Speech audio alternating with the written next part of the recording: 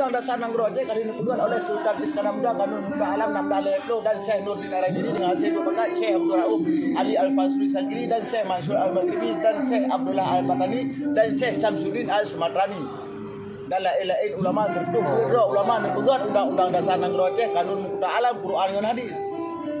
Hukum Islam. Cuman dari hukum Islam kata sudah hukum KUHP peninggalan Belanda Kubah Bhinneka Tunggal Ika Sabda Marga Eka Pradesa Desa Asai Pujawaikan akhlak bangsa Aceh Pujawaikan akidah bangsa Aceh Pujawaikan hukum Islam bertemu Aceh. Kenapa tu dah start? Allah hadir puji umur puji manusia puji hukum pada kata nak hukum zalim putra tujuan kitanya kitanya yang kalau tingkung tanggung jawab keputusan nak tubuh kitanya. Nama amanah kitanya buat mulia. Perjuangannya selamat. Yang lahir urangnya nak lebih pikiran oleh Allah tak sedikit.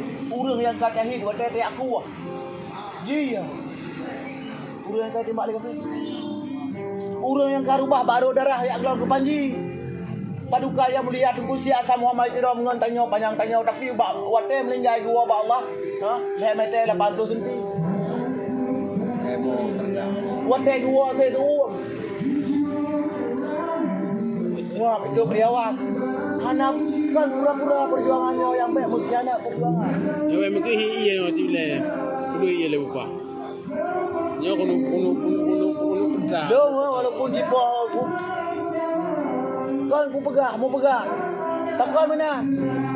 Kuno puati nak baca nyu merdeka Aceh ba matadonya Sumatera siapa punya pegerangan alasan suwi dewi Aceh kelahiran baru merdeka Brite masa depan do yang Melayu tak dipergila dokumen Aceh Sumatera Aceh ni Indonesia pendidikan bangsa Aceh ini lahir manusia Aceh lagi.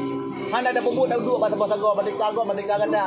Hana depa tapi ate ku walaupun ipo mate. Ku nate.